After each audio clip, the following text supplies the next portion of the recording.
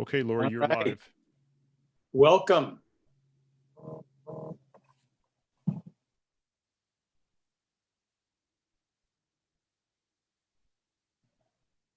And there we go. Welcome, Centers for Spiritual Living, Palm Desert. Sorry, we're a few seconds late, but let's come together in prayer to do what we do best before we begin our program this morning. And as we breathe and take a note, we remind ourselves of the oneness that all life is, that life that is God. And it is present right where we are.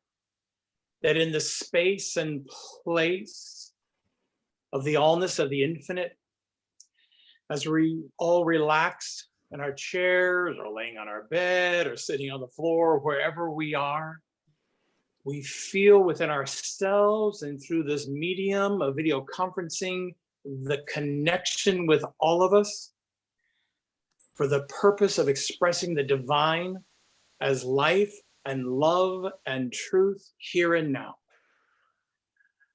I breathe in this truth, I breathe out this truth. I give thanks for all of our participants, all of our panelists, for the technology, for our support, for everyone who has contributed to this coming together, to this gathering, to this space and place, for the living Spirit of God to reveal its truth infinitely, definitively, and powerfully, and collectively and individually through this experience this morning with the Sensational 6 ministerial students and the community of Center for Spiritual Living, Palm Desert. For this truth being made so and so much more, I give grateful, grateful, grateful thanks. We just let go and let the power and the presence and amazingness of God be God as this time together. And so we let it be, and so it is. Yes. Perfect. Oh, yeah. And though our audience can't see, I can see that all of the panelists, through whatever technical difficulties came through, are right in front of my lovely face. And your lovely faces are in front of my lovely face. That was a little mess up there. But anyway, so we're going to start with a little introduction of our panelists. And maybe today they could share, don't forget to always say your name, but maybe say what your favorite movie is. And maybe a short blurb of why that maybe inspired you. So, how about Cheryl? Could you go?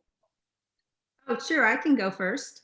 I guess my favorite movie, I saw it the first time when I was about 10 years old, and I cry every time, but it was, it's called The Imitation of Life. And I love old movies, but it was the concept that, you know, you go after your dream and you pursue it and you do whatever you do, even sell your soul to reach it. And then at the end, you realize that the most important thing was always waiting for you at home or in your space. And so it was with Lana Turner and Sandra Dee and all these great people. But at the end, there's a funeral scene where Mahalia Jackson sings this song. And every time she starts, I just like, oh, here we go, you know. But it was just about finding out that the truth is always at home, and that home is right here inside of you. Who wants to go next? What about you, Gail? Muted. Okay, you did a Cheryl.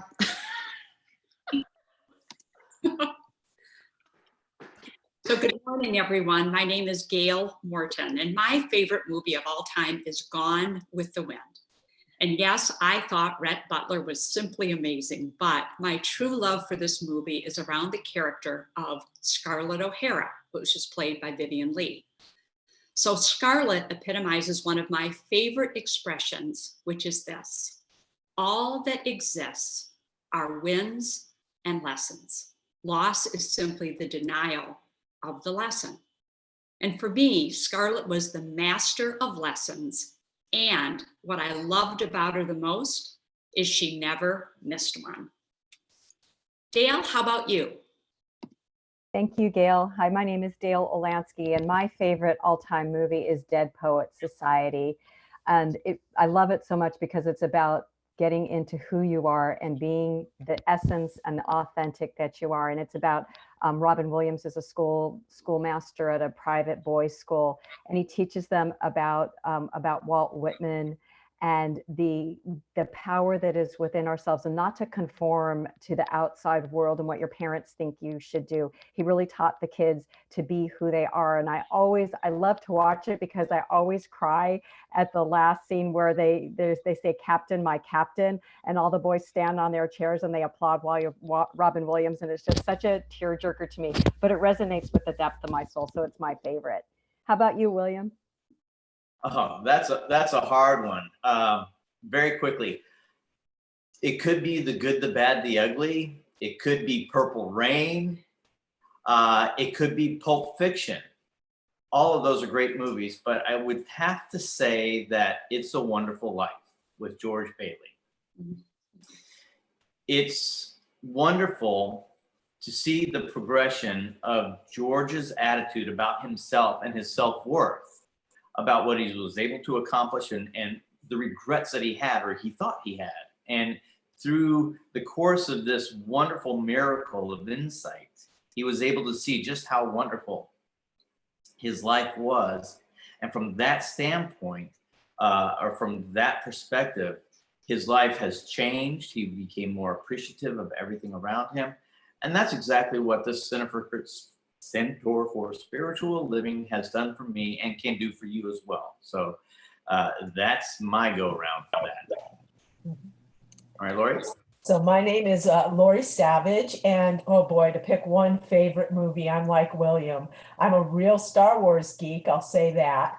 But the movie I picked for today was the one that was the most impactful on my life. And it's a little movie probably nobody has seen other than a very few people like me. And it's called Paradise. And it was, if you know Elijah Wood from Lord of the Rings, it was his very first movie. He was maybe 7 years old. And there was a line in that movie that started a whole new path for me. And I'll talk about it a little more as we go into the law of tendency today. But the line was, do the thing that scares you the most and you will be free. And that line stuck in my mind and changed my life. Brad, back to you. I love it. It's fascinating, the richness we can get from who a person is to what comes up for them, to share some possibly just an obscure topic like your favorite movie. So thank you all very much. My name is Brad, and the one that keeps coming to mind when I've had to answer this question for decades is the American president. And it's, of course, the final scene where Michael Douglas does his speech. And one of the key lines for me I loved was he said, you know, he was dating a woman, which you really can't date when you're president, right? Because someone's always going to make fun of you and criticize, blah, blah. And he said the phrase, I was too busy trying to keep my job instead of doing my job. So he was trying to please people to keep reelected instead of doing what he was supposed to be doing in the moment. And that's just always resonated with me of, I don't do a lot of performing for others, even though I may make you laugh, but I'm always want to be watchful of, am I doing what's really true and needs to be done right now, regardless of what's going on around me or who's doing what around me, and really stay true to that. So, well, thank you all very much. Appreciate that. That was great. Heads up, Jeff and Trey are our technicians behind the scenes, and they're just doing an amazing job of when they need to show gallery view for us, when they need to show individual, and it's just really powerful so we can make sure that we connect with you as best as we can. So today's show is about spiritual laws.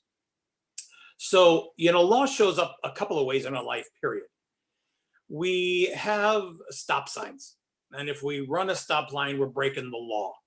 And we hope that when we come to a stop sign, that someone smarter than us, someone more qualified than us, has said, you know, at this intersection, a sign needs to be here.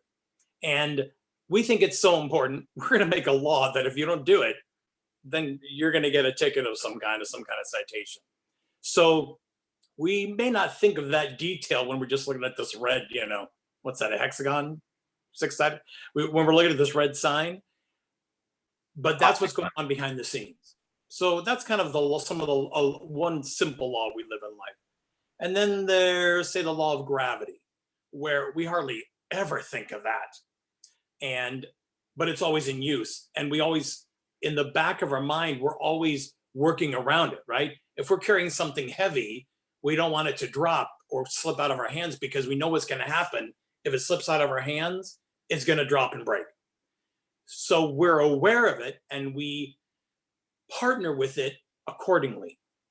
So there's two kind of in the physicalities of our life where we have a stop sign and we want to partner with the law of that so that we can create a safe environment for ourselves and everyone around us. And then we have gravity, and we're aware of that. So the law of the stop sign could be changed and they could remove it, and that's changed. But we know the law of gravity doesn't change, regardless of what you think about it, what we believe about it, whether we jump off a step or jump off of a building, it's still going to work the same. And we always want to be in partnership with that. That's the same with spiritual laws, that there are spiritual laws in life that just are. And the more often we can be conscious of them, be aware of them, and be very knowledgeable of them, the better we're able to incorporate what they do and how they work into creating the life of our desires. So we're going to be sharing about that today. And Laurie Savage is going to be talking first on the law of tendency. So you're welcome to take notes. You're also welcome to listen to this later on. Don't forget, you can go to the YouTube channel, and it's CSL Palm Desert, and type in Sensational. And then you'll get this grouping of our Wednesday morning programs and hear this again and again. So I'm going to hand it off to Laurie and let her share the wisdom. And throughout that time, we will be having maybe some question and answers, and the rest of our awesome ministerial students will participating also. Yes, and please, as the audience, participate. You can send questions in and we will absolutely do our best to answer them all. So as Brad said, today we're going to talk about the law of tendency. And I just absolutely love that if you search Sensational on our YouTube channel, we all come up. To me, that's the law of tendency. We have a tendency to be sensational. So we set that in motion a while ago by working together and working with this law. And it shows up in everybody's life, as Brad said, it just is. And what I love about this law is it's not quite, its application isn't completely black or white, right? It's about the tendency of your thought will demonstrate. So if you have an errant thought, you don't have to be all in a, oh my God, cancel, because it's the tendency of your thought that demonstrates. So every day, Ernest Holmes talks about this in the book. Are you experiencing a little more good? Is life just a little happier? And look at that for yourself. Like even right now, as we're talking about it, just look back on your life, because I don't think that we stop often enough to notice how far we've come and to really savor and appreciate that. I know Dale and I talked about that a lot through this ministerial journey. The tendency is to what's next? What's the next thing we need to learn? What's the next thing we need to study? But when we stop, it's like, first of all, I'm here, so all is well. I mean, really, we're all here. If you're on YouTube right now, all is well in this moment. And then let me look back and see where the tendency of my thought has brought me in this moment. And if I am not pleased with that, guess what? I get to change it. And I don't have to do it in this really dramatic way, right? I don't have to feel like every thought has to be perfect, but I just need to continue to move in the direction of more good. And so I like to think of it as those old-fashioned scales, like with justice, how they do this. And so I always think of it as like there's rice, grains of rice. And so let's say you're not having the greatest experience and the grains of rice are all over here. And every thought you think is like taking a grain of rice and putting it here. And then eventually, one day, you suddenly notice, whoa, wait a minute, the scales have tipped. Now, the thing about that is our thoughts come from our belief. So the belief would be like a block of metal beneath the rice. If you can move the belief, it will take a whole bunch of rice with it. That's a much easier way to do this. So I really wanted to speak about this because it's been so apparent in my life. There was a time where my tendency was way out of balance. My focus and my experience were perfectly aligned, and it was not where I wanted to be. And as I mentioned earlier, that one movie, that one thought of do the things that scares you the most began a chain of possibility thinking. What would that be? Would that really work? I started asking myself questions, and as I did, I was moving the rice over to the other side, to possibility. And I just kept doing that until I built up enough tendency to be living in possibility, enough tendency to actually step out and do the thing that scared me the most, which was move to California at the time, because you probably all know, I was agoraphobic. So that was kind of a big deal. But from that point on, every area of my life, I just began to do that. Open up the possibility, move the thoughts from one side to the other. And it works. It really works. And it works with ease and grace. Ernest Holmes talks a lot in our textbook about the law of tendency. And here's one thing he says: we must not forget that we are also dealing with a subjective tendency towards ultimate good, because in spite of all conditions, the race believes more in good than in evil. Otherwise, it would not continue to exist. This is the eternal hope and the sense of our life. There is a tendency in the universal towards good. It has to be that way. And there is a tendency, that tendency is available to us. That tendency towards greater and greater good is our natural path. All we need to do is align it with it. So I want to open it up to the rest of the panel. I'd love to hear how this law has shown up in your life. I'll go next. When you talk about the tendency, but the one thing that you put into that really, really resonated with me was the belief.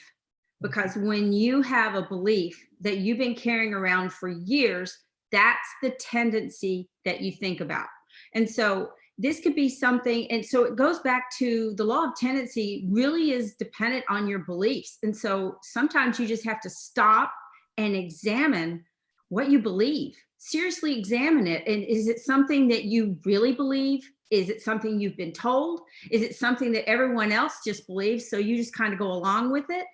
So if you want your thoughts to go in the right direction, in the tendency that you want them to go in, you have got to make sure that the belief behind them is the real belief, not just something that is keeping you in this one space of always thinking of whatever it is. I grew up as very, very poor, a lot of poverty. And that thought has stuck in my mind that I was always the poor person, I was always the one that didn't have or whatever. And I always believed that that's what my life was going to be like, because I knew how to do poor, but now the tendency of my thought is, I know how to do rich. I know how to do well. I know how to do what I need to do to make my life exactly what I want it to be. So that's where I had to go back and just eradicate that in order to move forward. And so sometimes that's what we have to do to get that tendency going. Somebody else want to pick up on that? Yeah, I'll take it from Cheryl's thread. For me, I know sometimes these concepts are complicated for people to wrap their arms around. So something that might help you figure out, well, what is this tendency and how did the belief and all that? And something that's helpful for me is, what do I tend to believe?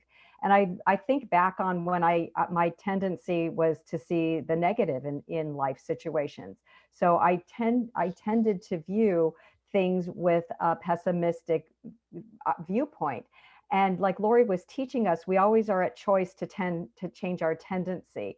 And so when I changed my tendency to see the good in everything, that's what outpictured in my life experience. So it's really about, being aware of what do you tend to see in situations. And if it's negative or not life affirming, you have the ability to change that and to see things with a different viewpoint, creating a new tendency of thought, which creates a new life experience.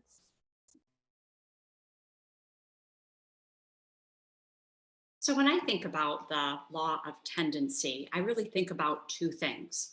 What is it that I am truly embodying? And I also think about the universe being one of order and harmony. So for me, when I think of what is it that I'm embodying, I'm really taking it from thoughts are things, which is very true, but even more true than that is what we embody. So our beliefs are going to create our thoughts, which are going to create our feelings, which are going to create our emotions. And it's all of this, including our words and the actions that we take, that is what we embody. It's what we are. It's what we believe ourselves to be. And it's truly what we believe ourselves to be that demonstrates in our life. And that's why, as Laurie said, just one casual thought is not going to demonstrate. It's what we embody and that powerful impression that it makes on the law. And that's what we're talking about here, our spiritual laws. Laws that always unfold perfectly exactly as they need to. All we need to do is understand them and align with them, and away we go, because the law in our teaching is always operative. It never stops, it never ceases, it's always operative. The second thing I think about is the universe being a universe of order and harmony. So when our ideas are organized, that's trained thought. They're really under our control. So our thoughts have to be arranged so they work together as a single and powerful unit so that we can demonstrate in an orderly fashion. So all that action is the result of what we are embodying. And focused thoughts are always going to create and demonstrate versus our scattered thoughts. As a matter of fact, conflicting thoughts are actually going to cancel each other out in the law. So to achieve success, we've got to think about it. We've got to work it. We've got to become it. That's the whole truth of embodiment. And the example I would give you is climbing a hill. We have a lot of beautiful mountains here that we can climb. And when you're at the bottom of the hill, you're not just going to sit down and think about climbing the hill. You're not going to hope that some wings end up on your back and take you up there. You're going to formulate a plan. You're going to look at what the map is. You're going to look at what the trail is. And you're going to always keep your eyes on the goal, which is the top of the mountain. Now, you may find a different trail on the way up there that's better. You may have to stop to refresh yourself, to re-strengthen yourself.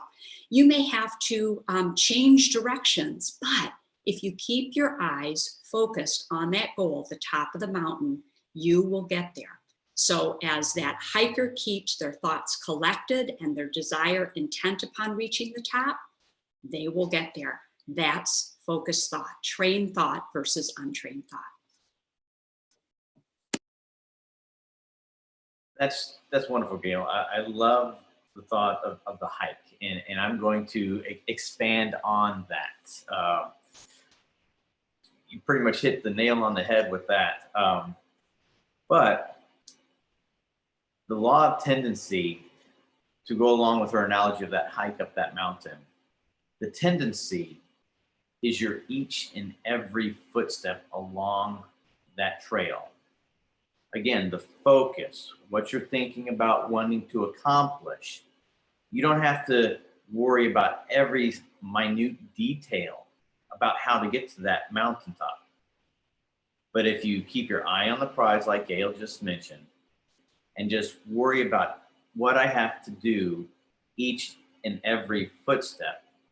Every one of those little 3 feet that you're moving forward is getting you closer and closer and closer to accomplishing your goal, regardless of what it is, whether you want to be a painter or a writer like Dale or Laurie. You're also a writer too, aren't you, Laurie? I think so. Nope. Well, I'm sure she's going to be going towards Not yet, but soon. There you go. So she's on her path, taking a footstep at a time. But regardless, whatever it is, whatever your passion is, whatever your focus is, that is your path. And allow this conversation that we're having here today about the laws to help strengthen you. As Gail said, taking that pause to rest, to recuperate, to refocus yourself. Allow this conversation, please share it with friends about how to allow these laws, which are always part of you, but now you're conscious of them. Now you're aware of them. Now you get to dictate and direct and use the laws for your benefit, as opposed to being a leaf in the wind. So, Cheryl, Brad, anything else? Well, I'm sure at least one lesson in ministerial school that said if there's an opportunity, take 2 minutes to 20 minutes to talk about it. So I'll share my 2 cents. I just love hanging out with you folks. Right now, we're all being broadcast. I just love it to see you all. I just love hanging out with you. I love talking with you. And I'm so thankful for our mornings together to have more time to connect. So law of tendency, I kind of have a love-hate with it, because I've had the opportunity to do public prayer for a long time. And I've heard our congregation thank me and appreciate the prayer from this platform. And I know I do it well.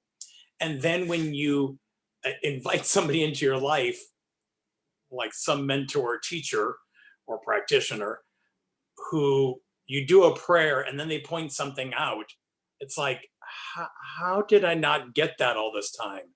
And what the law of tendency does for me, and it's their little subtlety things in anything we do in life, that we've been going along and we think it's this way.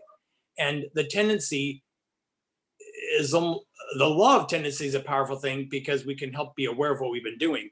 But for me, it's almost like a trap, because I don't want to be doing things unconsciously. That's a better word, unconsciously.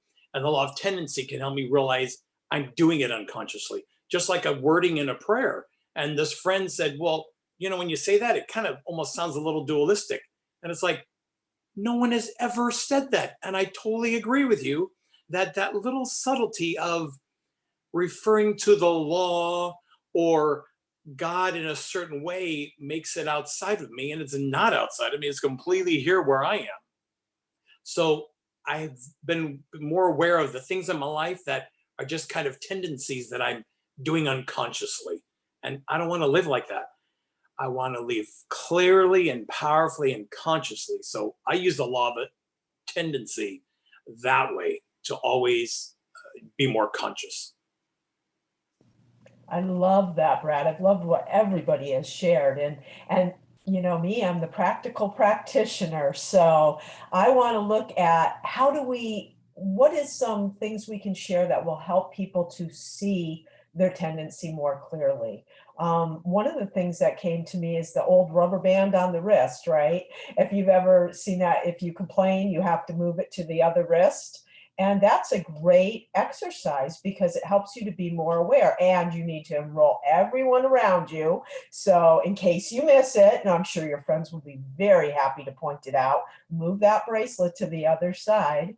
I also like setting an alarm on your phone to go off every so often. And in that moment, just stopping and saying, okay, what was I thinking right then? Because I think a lot of our thoughts are just automatic and we don't even notice them. They're a repeat of the same thing we thought yesterday. So in order to change the tendency of your thought, you first need to be aware, like Brad said, of the tendency of your thought. And these are 2 great exercises to help you be aware. And asking questions, ask yourself questions. Just stop. What am I thinking right now? What am I focused on? And am I willing to live the result of that? Ooh, there's a good one. Yikes. If the answer is no, shift the focus of your attention as quickly as possible. And that's how you train your brain. It is a constant paying attention and it never ends. Oh God, I kind of wish it did, but it doesn't. It's a lifelong training to keep bumping up your conscious, to be aware of what you're thinking, what's in your mind. Another way you can figure that out is look at your experience. And here's a great question. So somebody experiencing lack right now, what must they believe in order to experience lack? They must believe there is lack. And we live in an incredibly abundant universe, going back to that tendency of good that is always available if we're just willing to engage it. And so those are my practical tips. And if anybody else has any, please, Dale does. It's something that I like to kind of push the tendency in a great direction is gratitude. Because when I go to gratitude, I'm opening up a whole new tendency, and gratitude is just a life changer. I've been using the practice for so many years, and everybody I teach it to is over the moon with it because it's easy and there's always something to be grateful for. And once that tendency is set in motion, your whole brain starts to change too, because it feels good to be grateful. And we want to do it more and more when we start getting in the habit of it. And so it's a really great way to change and bring in a new tendency. If you're not sure what beliefs you're trying to shift, just go to gratitude and it'll open things up for you.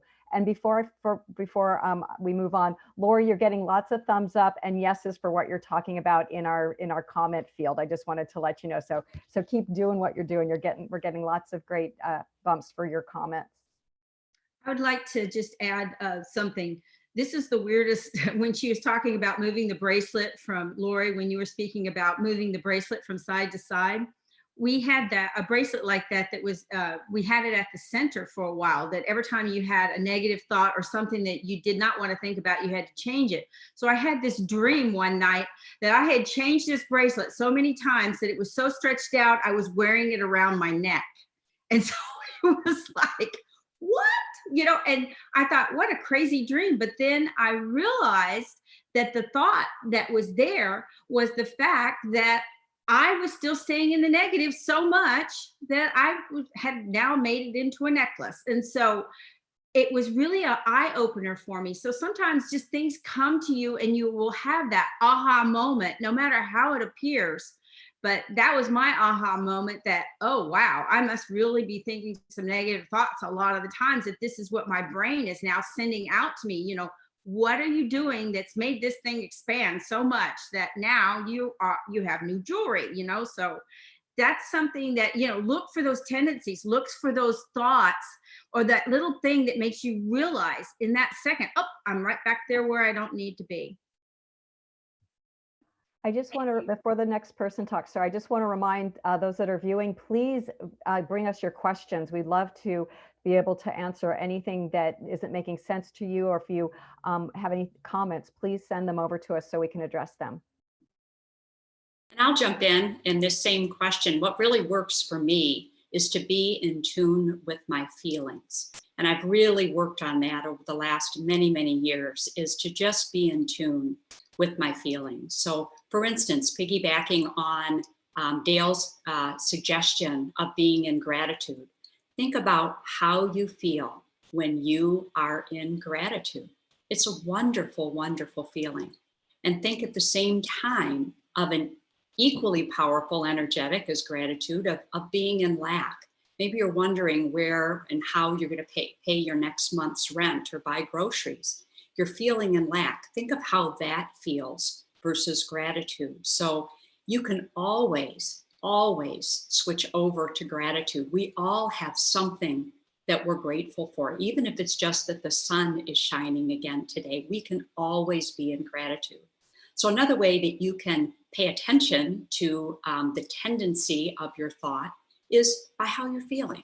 Try that, see if it works for you. We've got a question, and we've kind of been addressing it, but Laurie, I know you've got a big background in coaching and how to reprogram the subconscious. The question is, Since a lot of our tendencies are unconscious, any suggestions on reprogramming that part of our behavior? Yes, as I said earlier, questions are great, but not just any kind of questions. If you, how you feel is a wonderful starting point, and it will give you a really great basis, as Gail said. But then just what am I noticing right now is a wonderful question, because what happens with that question is you go, where's, how do I feel goes inside. What am I noticing takes you above, and you're in that observational mode. So any questions that have you observing, and the way you know you've got to that mode of operation, to that observational place. And by the way, when you're there, and this is how you know, all is well. All is well. The effects of your life, the relative world is just, you're watching it. You have disengaged and you are able to just look and dispassionately say, that's interesting. Oh, gee, wonder how I created that. What was the belief that I must have had in order for this to show up in my life? And here's another great question. Is it true? Because, oh my God, we have so many thoughts that are not true. Wow. I mean, really think about it. First of all, there's capital T truth, and engaging that, boy, that just pops you right to where you need to be all the time. But even little T truth, the truth is I have a roof over my head right now. The truth is I had a hot cup of coffee this morning. The truth is I have friends. The truth is, and start making that list of everything that is true in your life that is positive. And once you start, it's like gratitude. It's an attractor. You will begin to notice more and more and more and more, and that list will get longer and longer and longer. And guess what? Now you've just shifted the tendency of your thought, and you're backed by your belief. So what is true is a wonderful question. What am I noticing? What must I believe in order for this to be my experience is another wonderful observational question. So that's one of my big suggestions. Ask, what am I noticing? That's a great one. Ask good questions, and ask them a lot. And it might drive you a little nuts at first. There's that space where you're like, oh my God. You see so much that it can be a little overwhelming, but just take a breath and keep asking and keep looking until something emerges.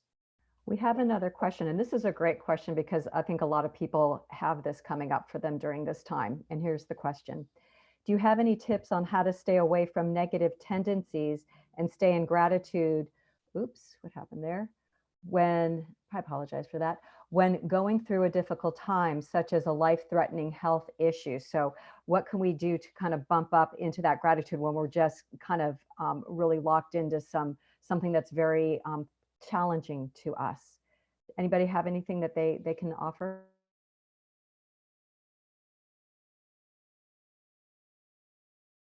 Well, I guess I'll start off on that.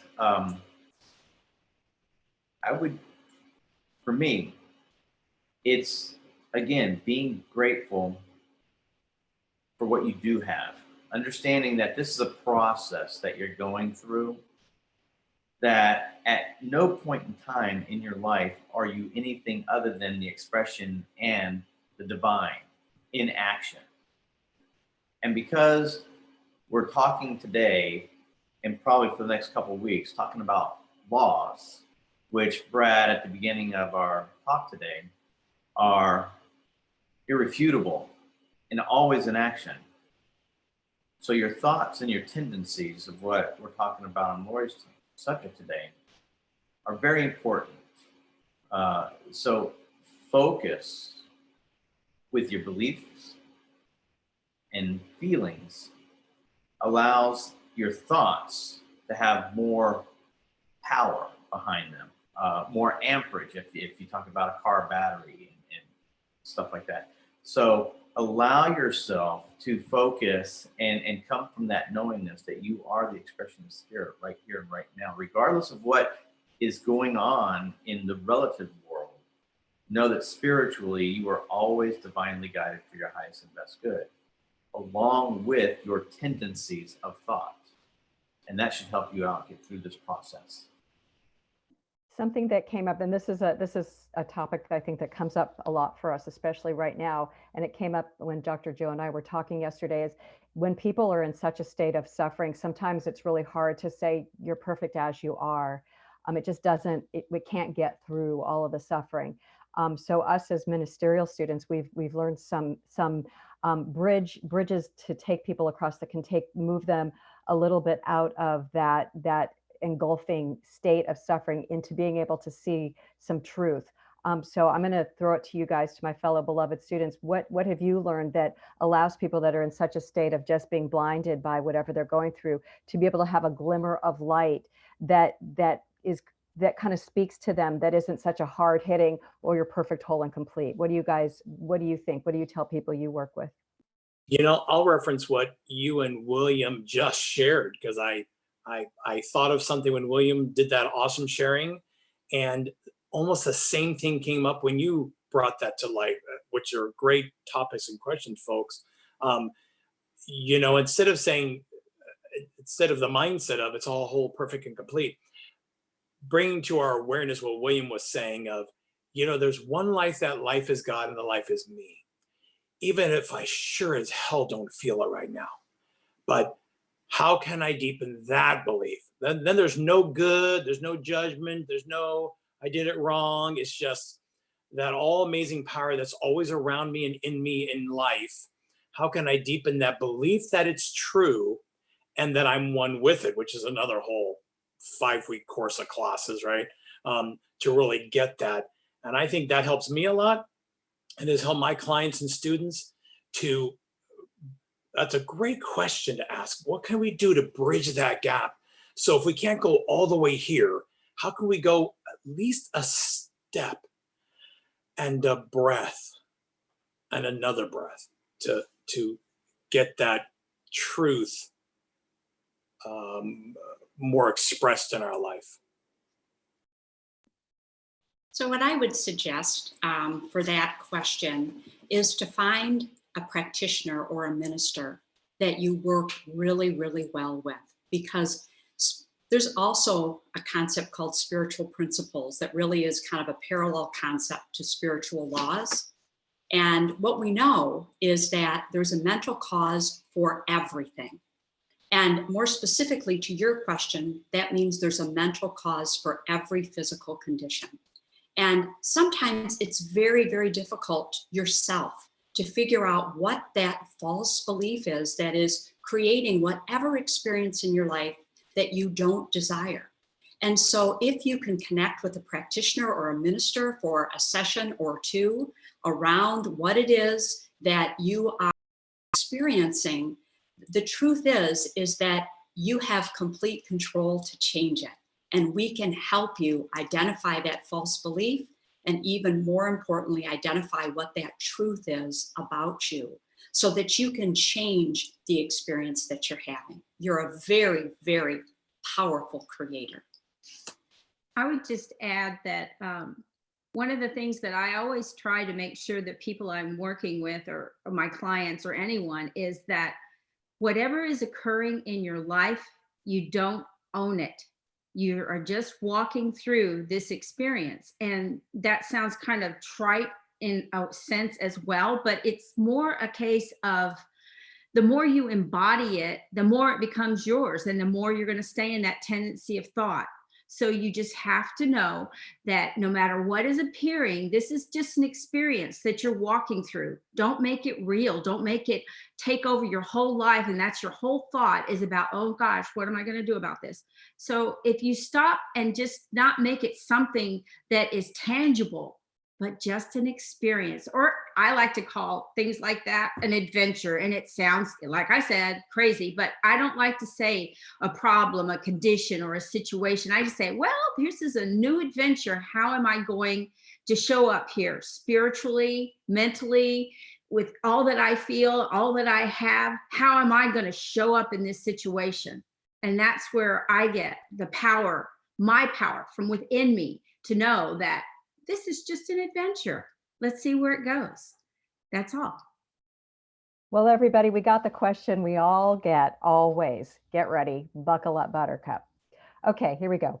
If it's true there is a cause, how do you explain critical health issues in babies and children? All right, my friend, let's do it. I will begin to share on that because I got so clear years ago. And I think I did ask the student if I could share this publicly because it was such a powerful lesson, because I've shared it so many times.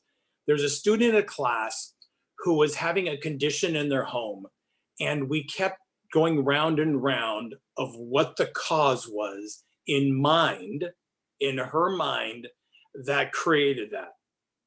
And you just can't. You rarely are you going to find a definitive relationship between the cause and the effect. If I, punch William, he'll probably punch me back. We're not talking about that kind of thing.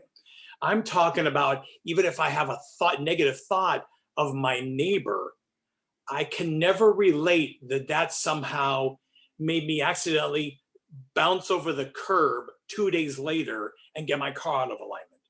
You see how indiscriminate those are?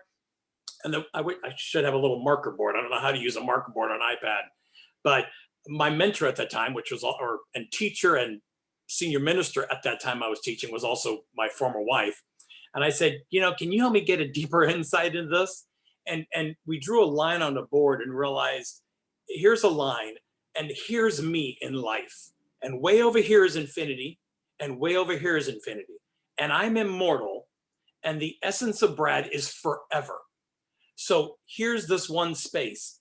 And everything before that has been part of my thought and my energy and my expression as the infiniteness of God coming into form. I can't measure this one little definitive space right here as why it happened.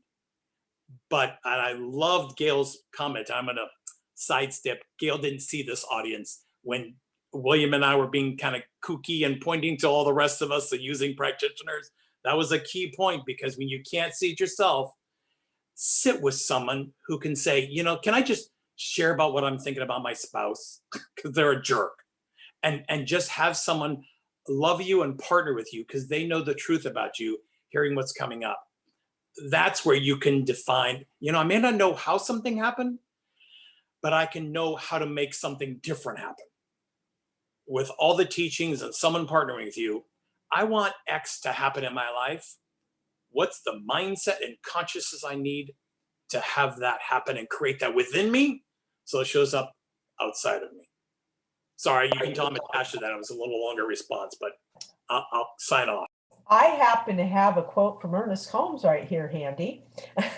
And he says, man comes into objectivity with the tendency of the race already subjectified within him. The race experiences sickness and limitation, and that suggestion is more or less operative through all people. There is a tendency on the part of all of us to reproduce the accumulated subjective experiences of the human race. So that's how I answer that question. And what we're talking about is choice. Once you see that, I had a practitioner friend, she used to say, I do not stick even one toe in race consciousness. I mean, she was just so clear. But seeing that there's one mind, and it's infinite, and it contains every possibility and every experience. And we are all somewhat, we are that. So, we have volition, but a baby has not yet learned how to use their volition and their power of choice. Maybe they have throughout lifetimes. I always say it's so hard to back up and see the big picture from a universal perspective sometimes.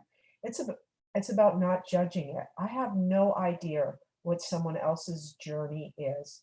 What I know is there is love at the center of it. And if everybody surrounding that person went to love and support, that would change that subjective tendency around that person. Their immediate atmosphere then changes. But that's, that takes some trained minds, doesn't it? because when we see someone suffering, our tendency tends to be, oh my God, that's just horrible. And it's really difficult. So being compassionate, but also knowing the truth, I think is key for that. So for me, I believe, as Laurie just stated, that the soul, the consciousness of the soul is collective and cumulative. And most importantly, we are all on our own journey. Each journey is unique. And so the baby that comes into this world is not coming in with a blank slate, because its consciousness is truly collective and cumulative. So what I believe is that the soul is going to clothe itself in the body that it needs for its own journey. And so sometimes, as Laurie said, it's very hard not to judge a journey as something that is tragic or awful. But the truth is, we don't know anything about anyone else's journey.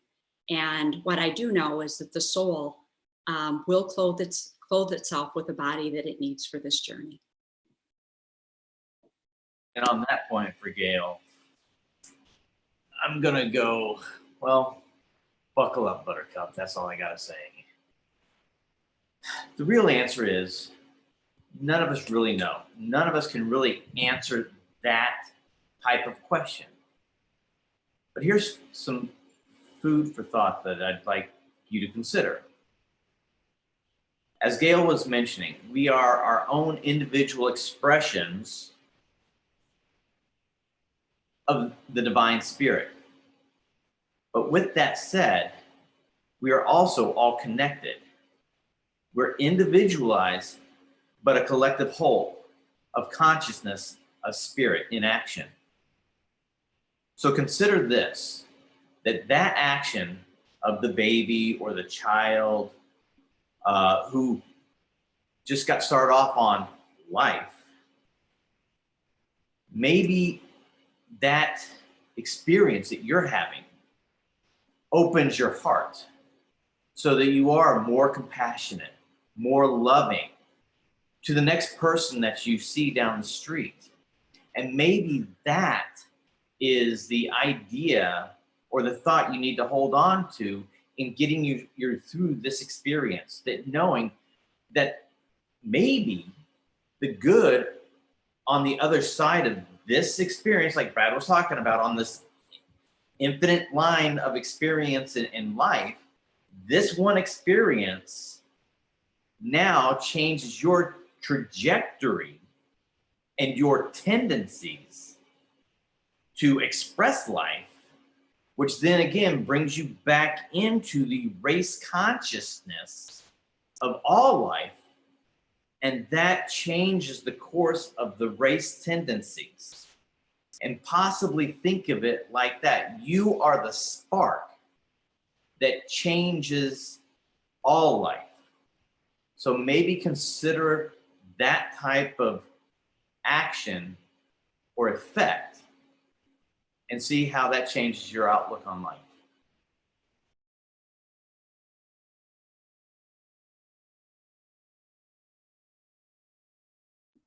Well, I'm sorry, go ahead.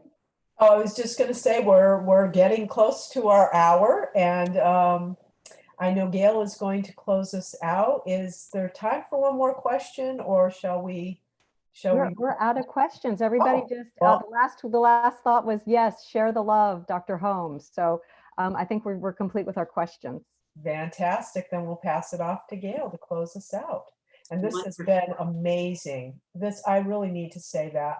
I love playing in the sandbox with all of you so much. Building castles. The castles that we build, exactly. Thank you. Love you guys and gals. Okay, so I think that brings us to the close of our exploration today with spiritual laws. We really thank you for joining us. We really enjoy these Wednesday mornings, and we invite you to come back next week when we're going to expand on one or two different spiritual laws.